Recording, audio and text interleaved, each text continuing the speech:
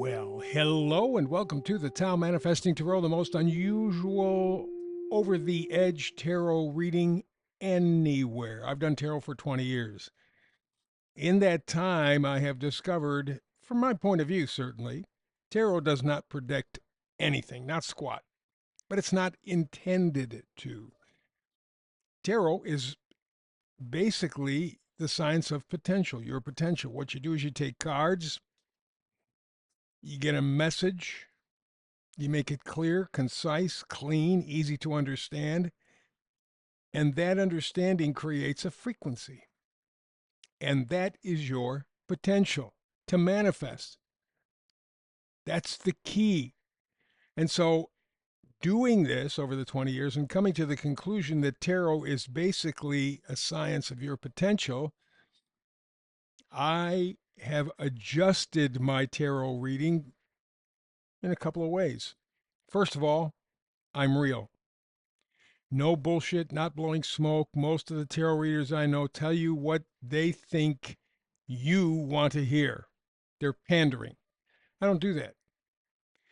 No rainbows, no unicorns, no lollipops, none of that stuff. No fantasy, because we don't live in a fantasy world. We may. This may all be a matrix and it's a joke and whatever the case may be. But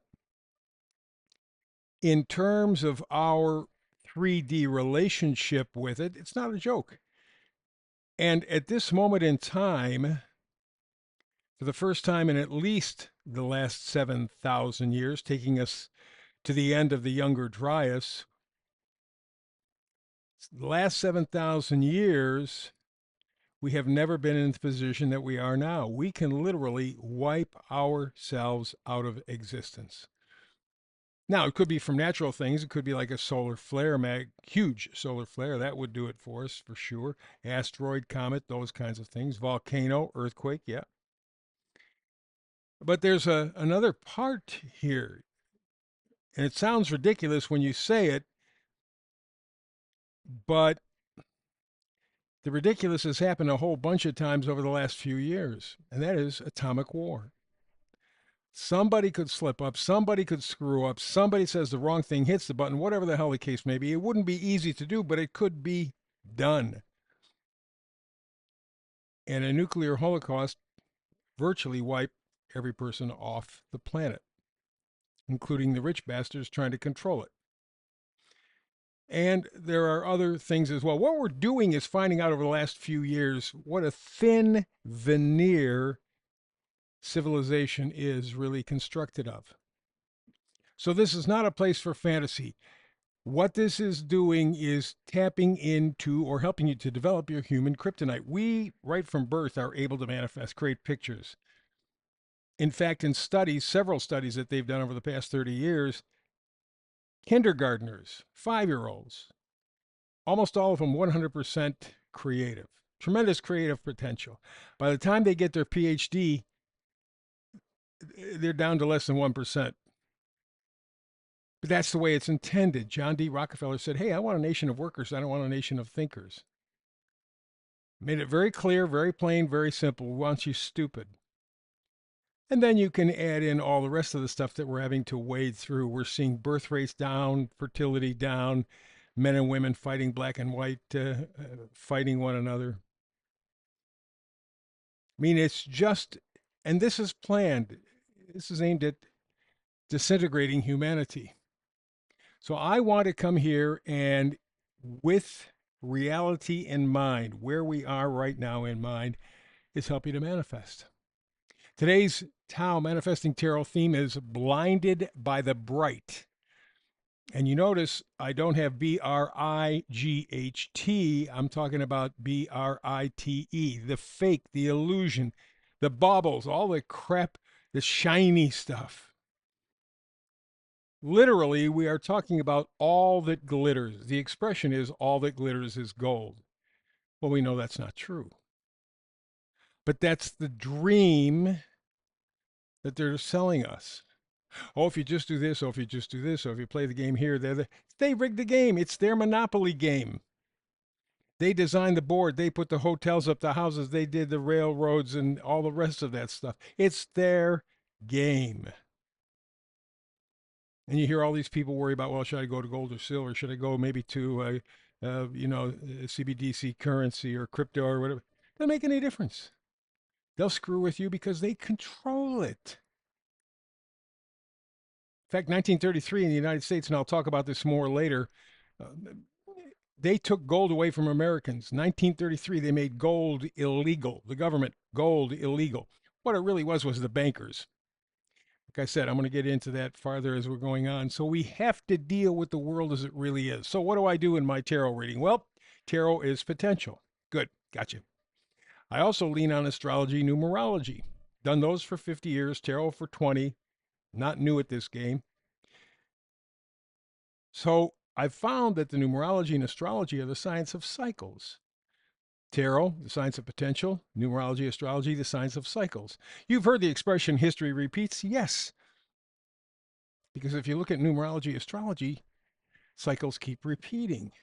No, not exactly, but we're talking energy. For example, 1776, the planets Pluto and Uranus were in a certain spot in the sky. About 2 years ago, maybe a year ago, they were in exactly that same spot. Pluto talks about evolution. Uranus talks about revolution. Okay, that was the energy, 1776. Oh, by the way, shortly after our revolution, the French had a revolution. So there was that whole revolutionary, evolutionary spirit thing going on. Guess what's going on in the world today? Same thing, except on a much bigger level. It's the same thing. So basically, what you get right down to it is the numerology and astrology is setting the table for a fabulous meal. You know, the plates, the china, the silverware, all that stuff, right? Beautiful setting. It's the tarot that's the meal. So we tap into the energetic cycle, use the tarot to do that. And then we connect you with the feeling. And you choose, remember I said it's the science of potential, tarot is the science of potential. You choose yes or no. But it is rooted in the reality of the day. We are standing on the edge of literally being wiped off the planet.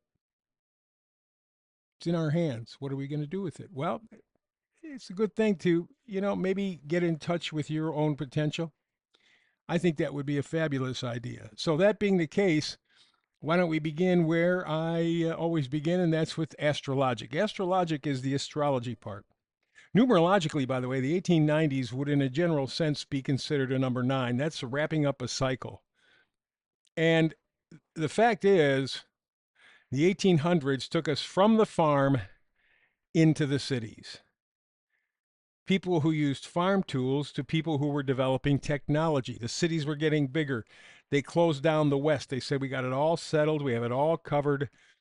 Trains across the country, telegraphs. We got it all. We can stop the spread of people going out there to live, stealing the land from the Native Americans. And we got to make this a country like everybody else. So the 1890s was that 9 energy, wrapping things up. And today we're going to focus on 1895 to 1900, a very, very, very critical time in American history because, in large part, 1895 to 1900 was the turning point for the United States of America. We didn't know it at the time, but as we look back, that was up until the 1890s, we were kind of working to develop as a unique nation on the planet.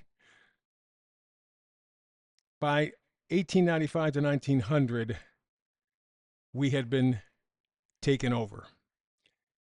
What was so important in that time period? 1897, Theodore Herzl went public with something called Zionism. Not a religious thing, it's a political thing. But what the Zionists wanted to do was to supposedly go back to the Bible, grab their land in the Middle East and reclaim their Israeli land. That was really not their plan, but that was what they used as the vehicle to sell the idea of Zionism. We're going to talk more about that because as we get into the 20th century, the 1900s, That one thought, Zionism, is the underlying energy over everything. So, very important, 1895 to 1900, actually 1897, Theodor Herzl goes public with something called Zionism. And at that point, it's a full out war. Speaking of, also during the same time period, the Spanish American War gave us the Philippines, kind of really officially kicked the Spanish out of the New World, so to speak. In China, they had the Boxer Rebellion. Interesting energy. Philippines, China close together, and they're both going through some sort of a war thing. Also in this period, 1895 to 1900, we had the first NFL football game. They didn't call it the National Football League, but it was the first football game that we in the United States play today.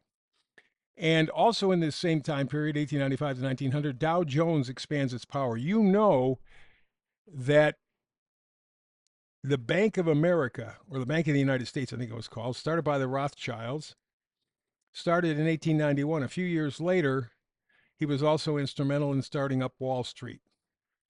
It's a relationship, Wall Street and banking, that are Siamese twins and goes on to this day to our detriment. So 1895 to 1900, the gloves come off, although we didn't know it at the time. We were busy doing other things. And this has shaped our history from then until now. So let's look at the astrology. Saturn and Uranus together in Scorpio. Okay, a lot of power. Probably a lot of action behind the scenes because Scorpio is rather secretive. So Saturn and Uranus, the idea of focused energy. They were really locked on, laser beam locked on onto something. And then we got Pluto and Neptune in Gemini. Major change. When you got Pluto and Neptune together, we're talking about generational change.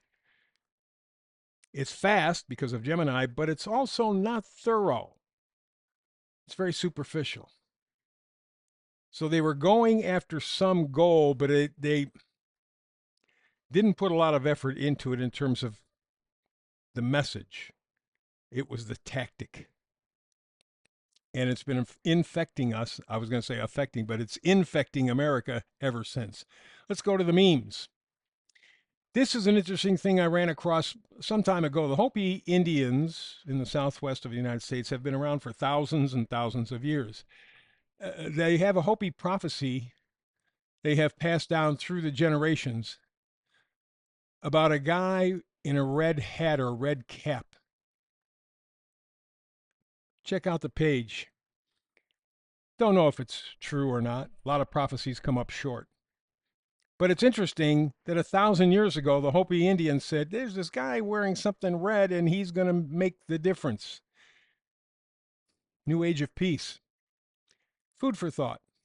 We also have the missing link. This is not food for thought. The sudden deaths skyrocket among the COVID vax pilots. They're dropping dead. They're not saying anything about it. One of the reasons why they got very lax with their controls at the FAA, they can't find enough pilots. If you've been vaxxed, in fact, there was a Japanese study just a week or two ago that went public that said the more you're vaxxed, the more likely you are to die quicker, sooner. So you get a couple of boosters, you're really walking the wire. And it's showing up among other places. For example, take a look at all the athletes who have blood clots. But in any event, this from Frank Bergman, sudden death skyrocket among COVID vaxxed pilots, which is why the rich people, why the president finds pilots who have not been vaxxed. And they're finding out now that the shots have some stuff in them that turn people into cell phones. Won't really hit, apparently, till we hit, 6G6? We're at 5G now. Of 6G is when that's going to supposedly turn that on. Just fascinating information, something to think about in terms of what's going on in the world, what you're facing. Let's go to the tarot. Eight of Swords. This gal is lost, but it's her own fault. She feels trapped. She feels powerless. After all, she's wearing a blindfold. Her arms are tied behind her. But she's got all this information, all this truth, all this reality in the swords. That's what swords are: data, reality, truths. It's surrounding her. She can't see it, but that's her choice. She could lead her way out. In fact, that little stream, that's an indicator in tarot of intuition, emotion. She could, if she followed her intuition, get out, untie herself, take off the blindfold, look around her and go, oh, the truth has been around me all along. I just refused to see it. Most of the people on the planet are in the same way. Although encouragingly, we're starting to wake up. Next card is the Three of Cups. Three of Cups talks about community, camaraderie. Cups are emotional attachments. They're not romantic. They're emotional. What you're looking to do is connect with others. You know, in my small town here around Lake Superior, 5, 6, 10 years ago, man, there were people out and about all the time. Little busy town, people talking, gathering. There's none of that now. There's none of that. And it's not just a question at this point of being afraid of other people, it's not caring. Unplug. Three of Cups said, you got to get plugged in again. And the final, the Empress card. This is the card that really talks about possibility. Talks about, man, you could have it all. But we're choosing not to. Why? Well, we're disconnected from ourselves, Three of Cups, and we're afraid to see the truth, Eight of Swords. But we have to see the truth. We have to face it, reconnect with ourselves, and then we can have this life of abundance, not necessarily physical abundance, but spiritual abundance, emotional abundance, the stuff that really matters, the stuff that really counts, and the stuff that we keep missing. So that's it for today. Time is up. Thank you very much for your time. Appreciate it, as I always do. Please, again, a reminder to like and subscribe. You know how important it is. You know what's going on the internet. And if you don't, just talk to somebody who does podcasts. A lot of shit going on behind the scenes. Help us out to help you. So between now and the next time you and I do tarot podcasting, manifesting together, peace and blessings.